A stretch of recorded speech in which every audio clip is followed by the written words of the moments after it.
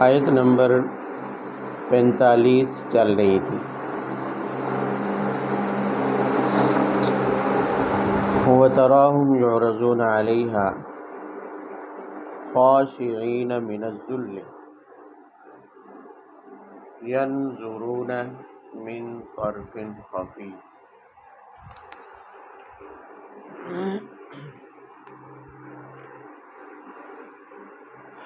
اس آیت میں 3 باتیں تھیں۔ کفار کی آخرت میں کیا حالت ہوگی، اس حالت سے متعلق 3 باتیں۔ پہلی بات گزر چکی ہے کہ جب وہ قیامت والے دن جہنم پر پیش ہوں گے، اپنی سزا دیکھیں گے تو ڈرے سہمے ذلت اور رسوائی کی وجہ سے شرمندہ سے ہوں گے، کن اکھیوں سے دیکھ رہے ہوں گے اپنے انجام کو۔ اور دوسری بات کہ مومنین اس وقت کفار کو مخاطب کر کے کہیں گے کہ یہ خود تو انہوں نے اپنے آپ کو خسارے میں ڈالا ہی ہے، مگر اپنے اہل و عیال کو بھی انہوں نے خسارے میں ڈالا ہے، اس لیے کہ خود تو عناد کی وجہ سے، ہٹ درمی کی وجہ سے انہوں نے ایمان کو، ہدایت کو قبول نہیں کیا، اور نتیجہ یہ ہے کہ جب خود قبول نہیں کیا تو اپنے اہل و عیال کو بھی قبول نہیں کرنے دیا۔ اب ظاہر ہے خود اگر ہدایت کے طلبگار بنتے تو ان کی اولاد بھی ان کے تابع ہو کر ہدایت پر چلتی، ان کے گھر والے بھی، اہل و عیال بھی، جو بھی ماتحت تھے وہ بھی سارے انہی کے ماتحت ہو کر ہدایت کے طلبگار ہوتے، ہدایت پر چلتے۔ تو چونکہ انہوں نے گمراہی کو اختیار کیا تو ان کے اہل و عیال ان کے تابع تھے، وہ بھی گمراہی پر چلے، تو گویا یہ اپنے آپ کو بھی بھٹکانے کے ذمہ دار ہیں، خسارے میں ڈالنے والے ہیں، اور دوسروں کے بھی یہ ذمہ دار ہیں۔ تو ان کی سزا کیا ہوگی؟ دوہری ہوگی۔ ہدایت کے طلبگار متلاشی اگر ہوتے تو ان کو ہدایت مل جاتی۔ حضرت خالد بن ولید رضی اللہ تعالیٰ عنہ، ان کے بھی اسلام لانے کا بڑا عجیب واقعہ ہے۔ کہتے ہیں کہ صلح حدیبیہ کے موقع پر جب بدر بھی ہو گیا، احد بھی ہو گیا، خندق بھی ہو گیا، اور ایک روایت کے مطابق خیبر بھی ہو چکا 5 ہجری میں، تو 6 ہجری میں صلح حدیبیہ ہوئی۔ تو حضرت خالد بن ولید رضی اللہ تعالیٰ عنہ کہتے ہیں کہ جب حدیبیہ سے پہلے میں اس سوچ میں پڑا ہوا تھا کہ بھی ہم مکہ والوں نے، پورے عرب نے بہت کوشش کر لی، بدر میں بھی، احد میں بھی، پھر خندق میں، پورا عرب ہی چڑھائی کے لیے مدینہ پر آ گیا، مگر اس سب کے باوجود محمد کو ہم روک نہیں سکے، ہم اسلام کو روک نہیں سکے۔ حضرت خالد بن ولید رضی اللہ تعالیٰ عنہ بڑے ذہین تھے، اور ذہین بندہ خاص طور پر جس کا تعلق جنگوں کے ساتھ ہو، عسکری مہمات کے ساتھ ہو، یہ شروع زمانہ جاہلیت سے ہی جنگجو تھے، تو وہ جوڑ توڑ میں لگا رہتا ہے، کیونکہ اس کا تعلق عام طور پر سیاست سے ہوتا ہے، وہ سیاسی دو پیچ، جنگوں کے دو پیچ اچھی طرح سے وہ جانتا ہے، تو اس لیے کہتے ہیں میں سوچتا رہتا ہوں، تو اکثر میری سوچ یہاں آ کر ٹک جاتی تھی کہ مجھے نہیں لگتا کہ ہم محمد کو کہیں بھی روک پائیں گے۔ دن بدن کام بڑھتا جا رہا ہے، ہم نے بڑی بڑی جنگیں کی، بدر میں گئے تو ختم کرنے کے ارادے سے، مگر نہیں کر سکے، احد میں بظاہر ہم شکست بھی دے چکے، مگر اس کے باوجود اسلام نہیں رکا، وہ بڑھتے جا رہے ہیں، خندق میں ہم نے پورا دباؤ ڈالا مگر ہم کچھ نہیں بگاڑ سکے، مسلمان پھر بڑھتے جا رہے ہیں، اور خیبر میں یہود نے بھی اپنا پانی دیکھ لیا، تو روکنا ناممکن ہے۔ کہتے ہیں آخری زور یا آخری چال کے طور پر کہتے ہیں حدیبیہ، جب آپ صلی اللہ علیہ وسلم عمرے کے ارادے سے آ رہے تھے، ابھی حدیبیہ میں نہیں پہنچے تھے، تو میں راستے میں کچھ شاہ سواروں کو لے کر مقابلے میں کھڑا ہو گیا۔ تو آپ صلی اللہ علیہ وسلم نے اپنے صحابہ کرام کو آپ لے کے آ رہے ہیں، میں سامنے آ کے کھڑا ہو گیا، آپ نے دیکھا ہی نہیں۔ اب میں لڑنے کے لیے کھڑا ہوں اور چھیڑ چھاڑ کی کوشش بھی کی، مگر آپ نے توجہ ہی نہیں دی، آپ نے راستہ بدل لیا، میں پھر راستہ بدل کے آگے آ گیا۔ تو آپ نے ظہر کی نماز کا وقت ہوا تو صحابہ کرام کو ظہر کی نماز پڑھائی۔ اب ظہر کی نماز آپ پڑھا رہے ہیں اور کہتے ہیں میں سوچ رہا ہوں کہ یہ موقع ہے صحیح حملہ کرنے کا، میں ان پر حملہ کروں گا، لیکن کہتے ہیں سوچتے سوچتے ظہر کی نماز ختم ہو گئی، مگر میری ہمت نہیں ہوئی کہ میں حملہ کر لوں۔ تو پھر کسی نے آپس میں ہم نے بات چیت کی، تو ہم نے کہا چلو ٹھیک ہے، ابھی عصر کا وقت بھی آئے گا، عصر ٹائم کر لیں گے۔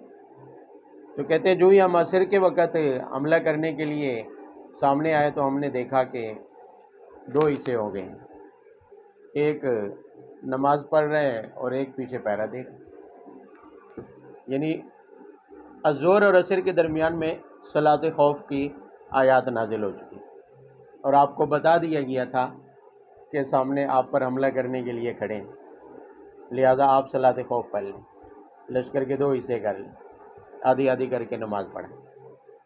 تو کہتے ہیں اس وقت جب میں نے یہ صورتحال دیکھی تو میں نے دل میں یہ سوچا، یقین ہو گیا کہ کوئی غیبی مدد ہے ان کے ساتھ، ایسے نہیں ہو سکتا کہ ہم ادھر دل میں سوچ رہے ہیں اور انہوں نے اپنی نماز کا طریقہ ہی بدل لیا ہے، بھلا یہ کیسے ہو سکتا ہے؟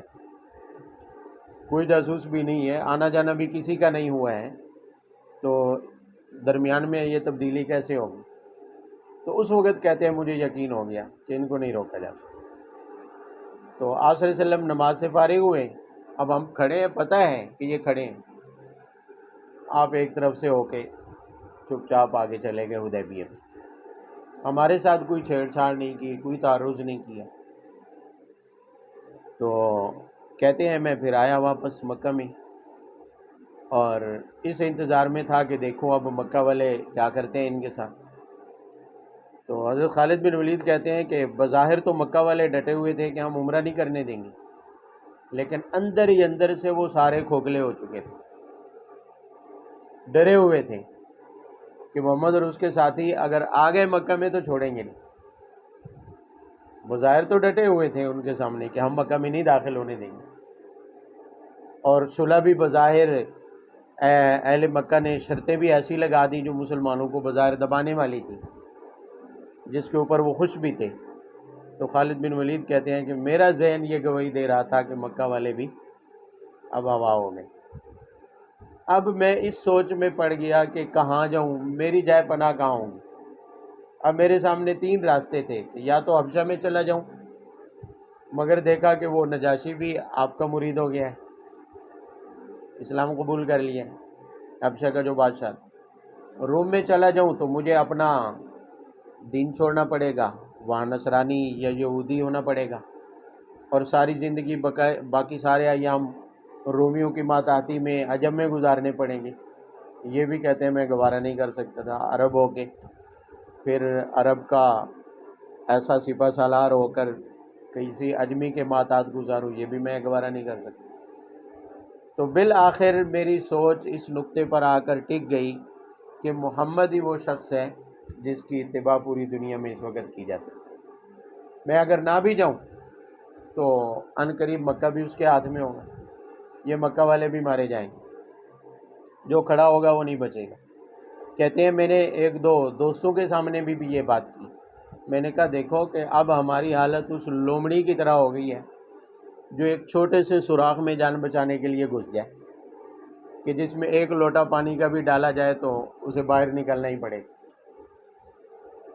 اور کہیں جانے کی جگہ نہیں ہوگی۔ تو ہماری حالت مکہ میں یہی ہو چکی ہے کہ محمد نے ایک ہی دھکا لگانا ہے، ہم اس ایک جھٹکے جو کہ بچے ہوئے ہیں، ورنہ سارا عرب ان کے ہاتھ میں آ گیا، صرف مکہ ہی بچا ہوا ہے یا طائف کا علاقہ بچا ہوا تھا۔ باقی سارا عرب تو ان کا مطیع ہو گیا ہے، فرما بردار ہو گیا ہے، اور آہستہ آہستہ مزید ہوتے جا رہے ہیں۔ تو یہ ہوتی ہے کہ ہدایت کی طلب بھی ہو، صحیح راہ کی طلب بھی ہو، اور بندہ پھر رکے نہیں، سوچتا رہے، تلاش کرتا رہے کہ درست راہ کہاں ہے، حق کس طرف ہے، حق کس طرف ہے۔ اسی دوران میں کہتے ہیں کہ میں ابھی یہ سوچ ہی رہا ہوں کہ اب حق کیا ہوگا۔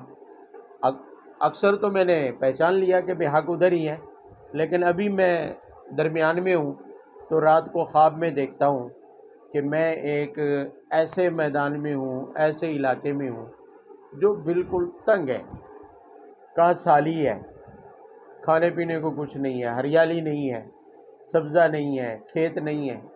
ایسی جگہ سے اچانک میں دوسرے علاقے کی طرف چل کے جاتا ہوں جہاں ہریالی ہے، سرسبز و شاداب علاقہ ہے، کوئی کاج سالی نہیں ہے۔ تو کہتے ہیں کہ صبح جو ہی اب میں بیدار ہوا تو میرے دل نے گواہی دی کہ یہ وہ مدینہ ہی ہے۔ اب یہی آپ کے خواب کی تعبیر ہے۔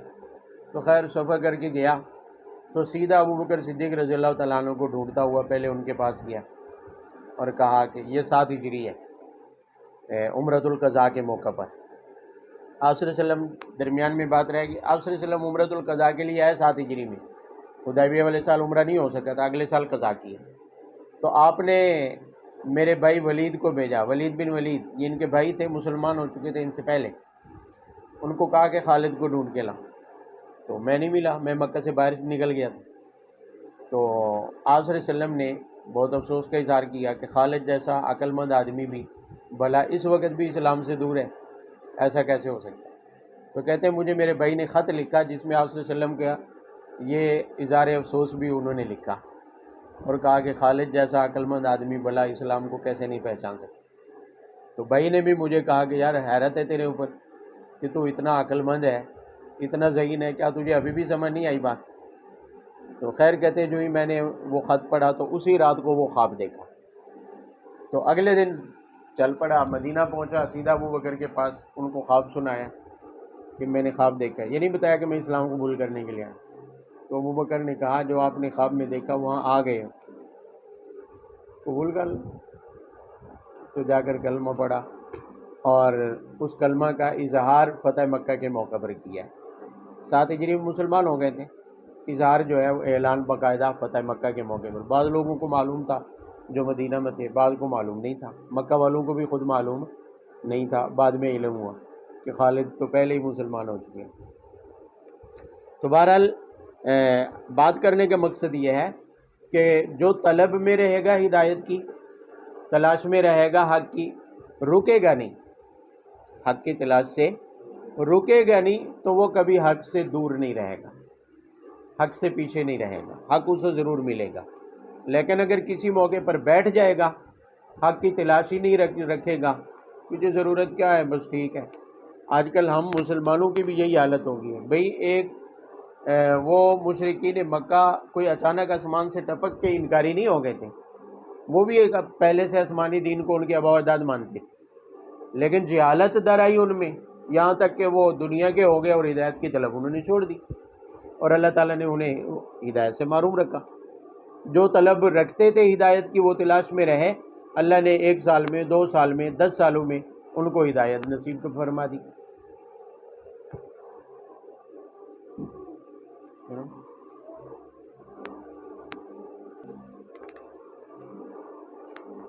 تو بات طلب کی ہے۔ اب صدیاں گزرنے کے بعد ہمارے بہت سارے مسلمانوں کی یہی حالت ہو چکی ہے کہ بھئی دنیا کے پیچھے پڑھ کر ہم بھی ہدایت کے نہ طلبگار رہے، نہ حق کے متلاشی رہے۔ کیا کہتے ہیں متلاشی یا حق کی طلب ہے؟ اکثریت کے یہاں سے ختم ہو چکی ہے۔ اگر زیادہ سے زیادہ کبھی کسی کے ذہن میں آ جائے کوئی بات تو کہتے ہیں چھوڑو جی یہ مولویوں کی باتیں ہیں، ہمیں کیا پتہ کون صحیح ہے کون غلط ہے۔ بھئی آپ کی ذمہ داری ہے، اس کے اوپر نجات کا انحصار ہے، حق کو تلاش کرنا، حق پر عمل کرنا اور حق پر چلنا، اس پر نجات کا دار و مدار ہے۔ اگر آپ یہ کہہ کر جان چھڑوا لیں گے مولویوں کے جھگڑے ہمیں کیا پتہ کون حق پر ہے، تو کل قیامت والے دن یہ بہانہ چلے گا نہیں، مگر مسلسل تلاش کرنا پڑے گا۔ اس کے لیے جو ضروری چیزیں ہیں، علوم ہے، علم ہے، اس کی کم از کم کچھ سوجھ بوجھ تو رکھنی پڑے گی۔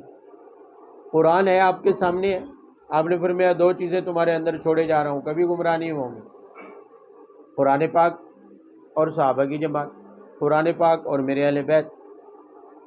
اب یہ چیزیں ہمارے سامنے ہیں، اگر حق کا متلاشی کوئی ہو تو حق مل جائے گا۔ اختلافات اپنی جگہ پر، مگر کون سی بات صحیح ہے اور کون سی غلط ہے اس کو تلاش کرنا آج کے دور میں تو کوئی مشکل بھی نہیں ہے۔ مگر مسئلہ وہی ہے جو 200 سال پہلے مشرکین کا تھا کہ نہ انہیں حق کی طلب تھی نہ حق کی ضرورت تھی۔ وہ کہتے تھے بس جیسے آبا و اجداد چلتے آ رہے تھے روٹین پر، ہم بھی اسی طرح چلتے جائیں گے، لہذا ان کے پیچھے جنت میں بول دیں گے، حالانکہ ایسا نہیں۔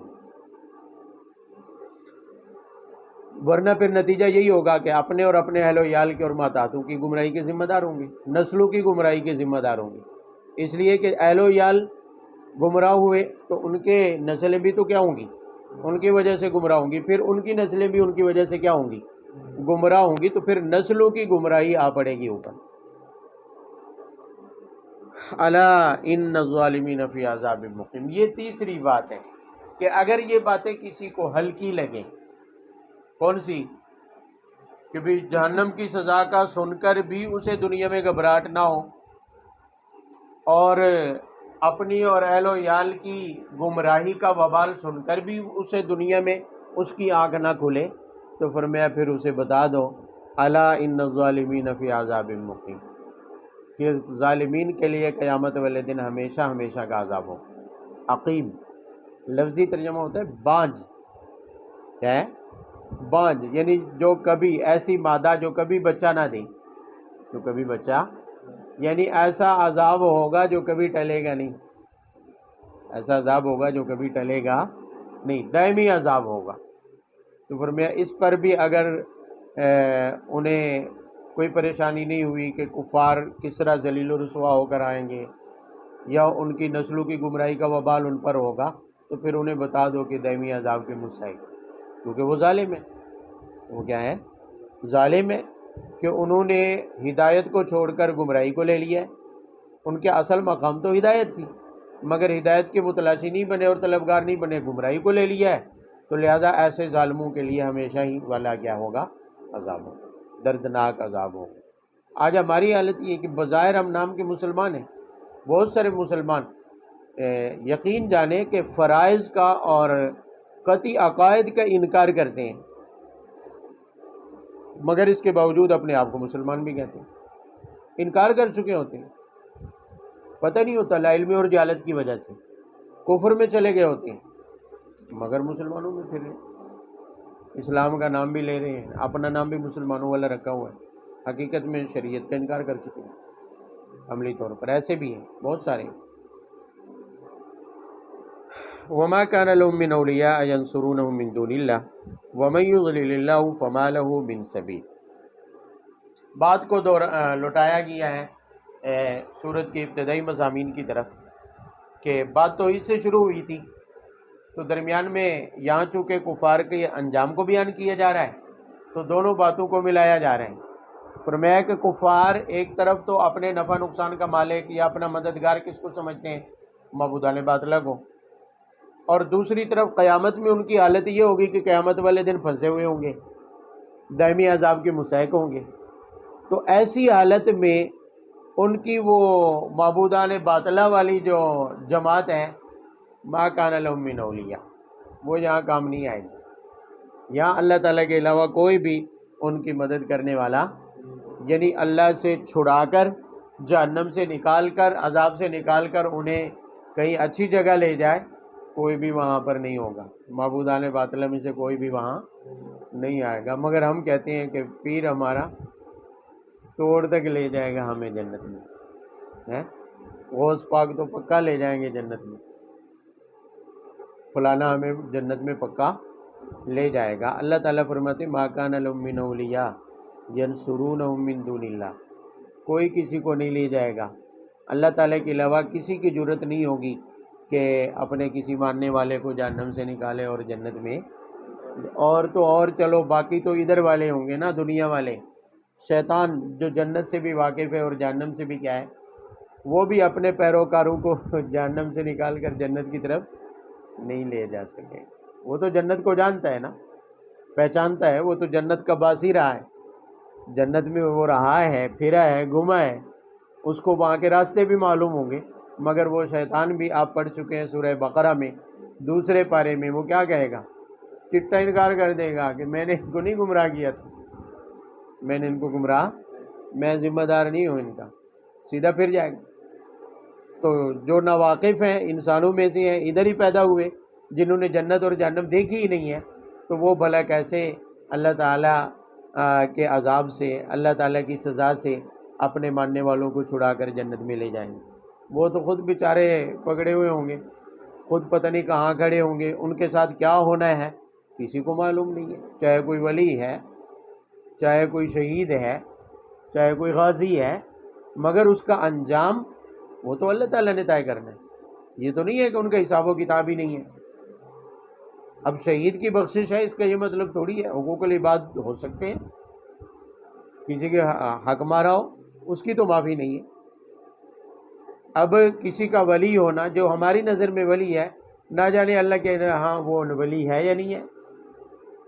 انسان ہونے کی حیثیت سے یہ تو نہیں ہے کہ وہ گناہوں سے ہی بری ہو گیا ہے، تو لہٰذا وہ تو اپنے ہی آپ کو بچانے کے لیے، وہ تو ایسا موقع ہوگا کہ سارے انبیاء بھی ڈرے ہوں گے خوف کی وجہ سے، یہاں تک کہ کوئی سفارش کرنے کے لیے آگے نہیں بڑھے گا، کوئی نبی بھی سفارش کرنے کے لیے آگے نہیں بڑھے گا، سفارش کی جرت کسی کو نہیں ہوگی۔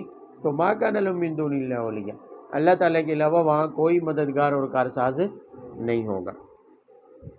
وَمَن يُضْلِلِ اللَّهُ فَمَا لَهُ مِن سَبِيلٍ، فرمایا پکی بات ہے جس کو اللہ تعالیٰ گمراہ کر دے اس کی ہدایت کا کوئی راستہ نہیں، یعنی ہدایت کی طلب بھی صرف اللہ سے، ہدایت کی طلب بھی صرف اللہ سے مانگتے رہیں۔ ہدایت مانگنے سے ملتی ہے، پہلے مانگنا پھر تلاش کرنا، پہلے مانگنا پھر تلاش کرنا۔ اگر تلاش کرتے رہیں تو خواہ مخواہ کی ٹکریں ماریں گے، کیونکہ اگر اللہ تعالیٰ کی توفیق شامل حال نہ ہوئی تو کبھی بھی آپ ہدایت نہیں پا سکتے۔ اس لیے ہدایت ایسی چیز ہے جس کو تلاش کرنے سے پہلے مانگنا ضروری ہے، اللہ تعالیٰ سے اس کی توفیق مانگنا کیا ہے؟ ضروری ہے، پھر ہدایت کو تلاش کیا جائے تو ضرور ہدایت ملے گی۔ بندہ ایویں ہی بازو چڑھا کے بیٹھ جائے مجھے قرآن آتا ہے لہذا میں ہدایت پر ہوں، میں ہدایت کو تلاش کر چکا ہوں، ہدایت کو پا چکا ہوں، باقی سارے گمراہ ہیں، تو یہ اس کی اپنی خواہ مخواہ کی اکڑ ہے، یہ اس کی جہالت تو ہو سکتی ہے مگر ہدایت نہیں ہو سکتی۔ ہاں ہدایت پہلے مانگیں پھر اس کو تلاش کریں، اگر اللہ تعالیٰ دے دیں تو اس پر اللہ تعالیٰ کے شکر گزار ہوں۔ یہ نہیں ہے کہ آستینے چڑھا کر بیٹھ جائیں اور ساری دنیا کو گمراہ سمجھنے لگ جائیں کہ باقی ساری دنیا کیا ہے؟ گمراہ ہے، بس میں ہی ہدایت پر ہوں۔ جیسے مولانا مودودی نے قرآن پاک کی تفسیر لکھی اور ڈنگے کی چوٹ پر یہ کہا کہ بھی پہلے جتنے بھی مفسرین تھے وہ صحیح طور پر اسلام کو سمجھے ہی نہیں ہیں، انہوں نے قرآن کی صحیح تفسیر کی ہی نہیں۔ کیا کہ اسلام کے جتنے بھی اعمال ہیں، فرائض ہیں، وہ سارے مقصود نہیں ہیں، مقصود سب سے ایک ہی ہے اور وہ ہے اقتدار کا حصول۔ اقتدار کا یعنی نماز ہے، روزہ ہے، عبادت ہے، جہاد ہے، جو بھی فرائض ہیں اسلام کے۔ قرآن پاک میں توحید ہے، رسالت ہے، آخرت کا بیان ہے، ترغیب ہے، ترہیب ہے، اس سب سے مقصود ایک ہی نقطہ ہے کہ بس اقتدار کا حصول۔ یعنی پچھلے 1400 سال کے مفسرین جو ہے انہیں ہدایت اور صحیح رہنمائی نہیں ملی، قرآن پاک کو صحیح نہیں سمجھا، ایک میں نے سمجھا۔ اس طرح سے جو آستینے چڑھا کر بیٹھے گا اور 1400 سالہ امت کو گمراہ کہے گا تو اس کے خود گمراہ ہونے میں کوئی شک نہیں، وہ خود گمراہ ہے۔ استجیبوا لربکم من قبل ان یأتی یوم لا مرد له من اللہ ما لکم من ملجأ یومئذ وما لکم من نکیر۔ جو سابقہ آیات میں بات دہرائی گئی تھی اس کا خلاصہ کیا گیا ہے۔ فرمایا کہ اس دن کے آنے سے پہلے پہلے اللہ کے احکام کو قبول کر لو، ایمان لے آؤ۔ کس دن کے آنے سے پہلے؟ لا مرد لہ، جس دن کوئی واپسی نہیں ہو۔ جس دن کوئی واپسی بھئی دنیا میں بندہ کسی مقصد کو پانا چاہتا ہے، 100 بار بھی غلطیاں کرے تو واپسی کا امکان باقی رہتا ہے۔ آپ کوئی کاروبار شروع کر رہے ہیں تو اس کاروبار میں آپ 10 بار ناکام ہو جائیں تو دوسرا کاروبار کی طرف تو جا سکتے ہیں، واپسی تو ہو سکتی ہے، اس کام سے جان تو چھڑا سکتے ہیں، مگر یوم لا مرد لہ، اللہ تعالیٰ فرماتے ہیں کہ جنت کا حصول جو یہ اہم مقصد ہے انسان کا، دنیا میں آنے کا مقصد یہی ہے کہ حصول جنت والے کام کریں۔ فرمایا اس مقصد کو حاصل کرنے کے لیے اگر آپ سیدھا راستے کی بجائے غلط راستے کے اوپر چلتے رہیں اور قیامت والے دن وہاں جا کے کھڑے ہو گئے اور غلط راستے کا پتہ چل گیا کہ جو آپ نے انتخاب کیا تھا وہ غلط تھا، تو فرمایا وہاں سے کوئی واپسی نہیں ہوگی۔ لہذا بہتر یہ ہے، عقل مندی اس میں ہے کہ اس دن کے آنے سے پہلے پہلے صحیح راہ کا انتخاب کرو، ہدایت کا کیا کر لو۔ لوگوں کو نہ دیکھو کہ لوگ کیا کہتے ہیں، لوگ بھئی آج لوگ تانا ماریں گے کہ یہ وہابی ہو گیا، یہ فلانا ہو گیا، یہ فلانا ہو گیا ہے، مگر کل قیامت والے دن ان لوگوں میں سے کوئی آئے گا آپ کی ہیلپ کرنے کے لیے، کوئی آئے گا آپ کا تعاون کرنے کے لیے، جی ہم نے اس سے تانے مار مار کے ہم نے اس سے شرک کروایا تھا، ہم نے اس سے رسمیں کروائی تھی، ہم نے اس سے دین کی باتیں چھڑوائی تھی تانے مار مار کے، لہذا آج ہم اس کی جگہ سزا بھگتنے کے لیے تیار۔ کوئی آئے گا؟ کوئی بھی نہیں آئے گا۔ اس لیے اللہ تعالیٰ فرماتے ہیں اس دن کے آنے سے پہلے پہلے سیدھی راہ کا انتخاب کر لو، استجیبوا لربکم، اللہ تعالیٰ کی دعوت کو کیا کر لو، قبول کر لو اور ہدایت کی طرف آ جاؤ، ورنہ یوم لا مرد لہ، ایک دن وہ آنے والا ہے جس دن پھر کوئی واپسی نہیں ہوگی۔ وہاں سے اگر لوٹنا بھی چاہیں گے، بلکہ کفار کہیں گے بھی کاش کہ ایک دفعہ میں دوبارہ کیا ہے لوٹا دیے جائے، تو مگر لوٹنے کی وہاں گنجائش نہیں ہوگی۔ فرمایا صرف یہ نہیں ہے کہ لوٹنا واپسی کوئی نہیں ہوگی، فرمایا مالک من ملجأ میں سے، دنیا میں بندہ جتنی مشکل میں پھنس جائے کہیں نہ کہیں اس مشکل سے نکلنے کا کوئی ماوا ملجا ٹھکانہ کہیں نہ کہیں نظر آ ہی جاتا ہے۔ ٹائم کیا ہوا ہے؟ مگر آخرت میں وہاں بندہ پھنسا ہوا ہو، بھئی دنیا میں بڑے سے بڑا مقدمہ ہو جائے، کیس ہو جائے کسی کے خلاف، تو کوئی نہ کوئی راستہ مل ہی جاتا ہے نکلنے، کہیں سے کوئی تگڑا وکیل ہو جاتا ہے، پیسے زیادہ ہوتے ہیں بندے کے پاس، کہیں سے رشوت دے کے جان چھڑا لیتا ہے، بظاہر مقدمے میں کسی قسم کی معافی کا امکان بھی نہ ہو تو جج کو بھی خریدا جا سکتا ہے۔ یعنی دنیا میں بڑی سے بڑی مشکل بھی ہو تو کوئی نہ کوئی جائے پناہ مل جاتی ہے، کہیں نہ کہیں بندہ ڈھونڈ ہی لیتا ہے، اور کوئی نہیں تو باہر کا ٹکٹ کٹوا کے باہر تو نکل سکتا ہے۔ مگر اللہ تعالیٰ کے ہاں جب وہاں عدالت میں کھڑے ہوں گے اور پھنسے ہوں گے تو فرمایا ما لکم من ملجأ یومئذ، اس دن کوئی جائے پناہ نہیں ہوگی، بس وہاں یا تو سزا یا پھر ثواب، یا جہنم یا جنت، دو میں سے کسی ایک کی طرف جانا پڑے گا، اس کے علاوہ کوئی جائے پناہ نہیں ہوگی، جان بچانے کی کوئی جگہ نہیں ہوگی۔ بھی چلو جہاں مشکلات ہیں تو دوسرے ملک میں چلے جاتے ہیں، جلا وطن ہو جاتے ہیں، کچھ عرصہ وہاں رہیں گے پھر خیر ہو جائے گی، ایسا نہیں۔ فرمایا وما لکم من نکیر، کوئی بچانے والا بھی نہیں ہوگا، کوئی بچانے والا بھی، دنیا میں بہت سارے بچانے والے آ سکتے ہیں مگر آخرت میں کوئی بچانے والا بھی، دنیا دار الاسباب ہے، اسباب کے درجے میں کوئی بھی بندہ مشکل میں پھنسا ہو تو کوئی بھی یار دوست سجن بیلی احباب رشتہ دار کوئی بھی مل کے بندے کو چھڑا سکتے ہیں، اس مشکل سے نکال سکتے ہیں، مگر آخرت میں وہاں تو اسباب کام نہیں آئیں گے، وہاں تو صرف اسباب بھی کس کے اختیار میں ہوں گے؟ اللہ تعالیٰ کے اختیار میں ہوں گے۔ وہاں بس ایک ہی صورت ہوگی کہ یا تو اپنے اعمال کی بنیاد پر چھوٹ جاؤ یا پھر سزا کے لیے کیا ہو جاؤ، تیار ہو جاؤ۔